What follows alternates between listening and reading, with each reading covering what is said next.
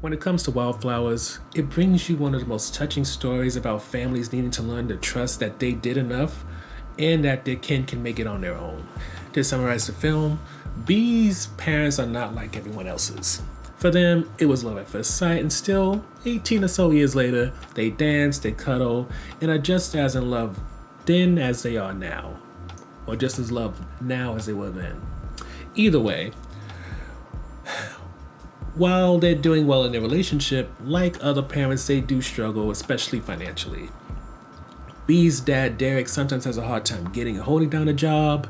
And as for Bee's mom, Sharon, she's the type who needs a little extra time and care.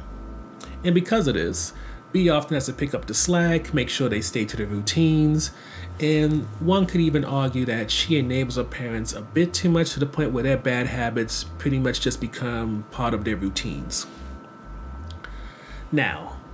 let it be known, while Bee considers her parents just different at a certain point and we're mostly going to talk to them as different, to most others, her parents are disabled. Take note, neither one of her parents see themselves that way, and Derek takes offense to that, but as Bee comes upon her 18th birthday, graduation in college, she comes to a crossroad where she has to really recognize that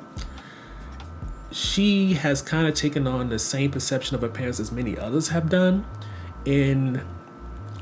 either A, she can let her parents live their life and be adults, or B, she can continue to baby them as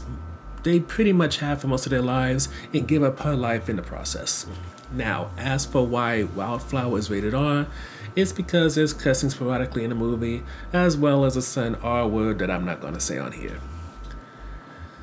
As for violence, Derek does hit Bee, but outside of that, there's no notable violence, and he only hit her because of the word that she's not supposed to say. As for sexual content, there's implied sex on here, but there's also unwanted fondling, which should be noted. And as for miscellaneous stuff, there's drinking, smoking, and also the depiction of someone vomiting. So the highlights when it comes to Wildflower kind of split into two. The first part of the highlights is that when it comes to Sharon and Derek, it's watching the journey from not only Bee's perspective, but also Sharon and Derek's parents in terms of realizing that they are capable of so much more. It's just that they've been enabled and allowed to be lazy, so that's why they come off unable to do anything for themselves. And I feel like while the film doesn't really harp on to the idea that anybody who's not atypical or neurotypical are perhaps able to do so much beyond what we think and just disregard any type of challenges they have with either getting work or keeping work, especially because of discrimination, I think enough is done when it comes to Derek and Sharon to show the possibility that maybe similar to how the Good Doctor treats Sean when it comes to him being autistic, it wants you to understand that a lot of people have these preconceived notions, either because of media or else their limited experience, that makes it so that they're not helping the problem and they're not creating any type of solution. What they're doing is making things more difficult. They're enabling people so that they can't even know what they might be capable of. And I think this film handles exploring that well without trying to push Derek and Sharon to some kind of pedestal. Instead, they make them individualized enough so that you recognize that this isn't speaking for everybody who's not atypical or neurotypical, but at the same time, it also kind of confronts you in a way so that you recognize that a lot of the time, when it comes to people like Sharon and Derek, it may not be about what they can or can't do. It's about what they're not allowed to do, how much people enable them so that their worst qualities kind of take over and things of that nature. With that said, the other highlight for me is that as much as you can easily see Sharon and Derek become everything when it comes to this film and they put them on a pedestal and make this all about them in terms of for the sake of diversity and representation, the film doesn't really want to do that. It gives you enough of Sharon and Derek to establish who they are, what they go through, but it doesn't discount the fact that Bee has her own life,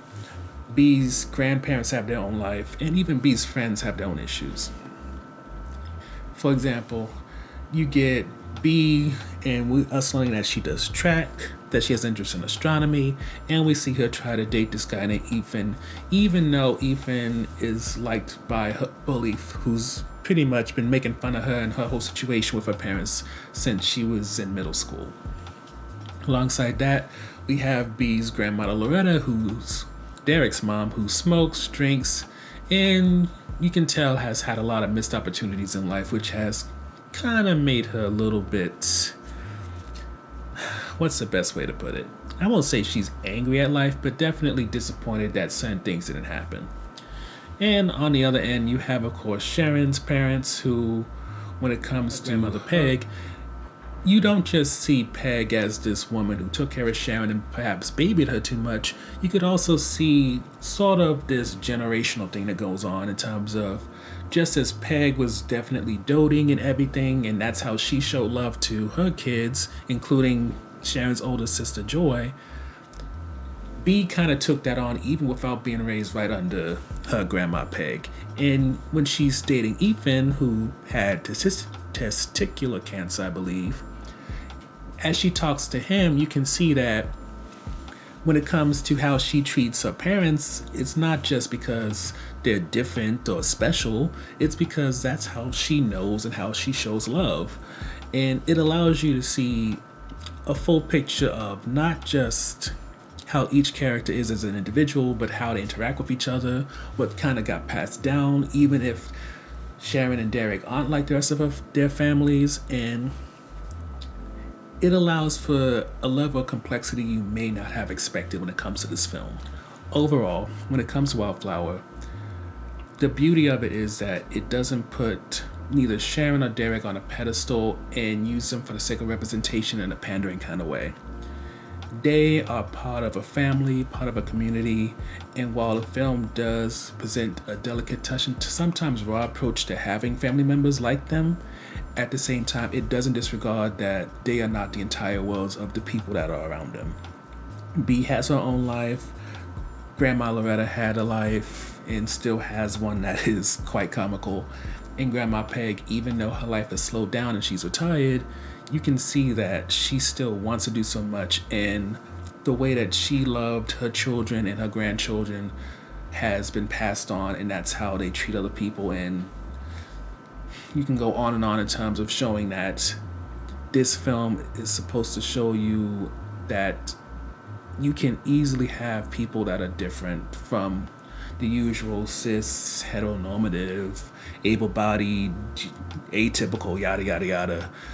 And even when you show someone who doesn't fit into that bubble, you don't have to make it so that it's almost cringe in the way that they depict the characters.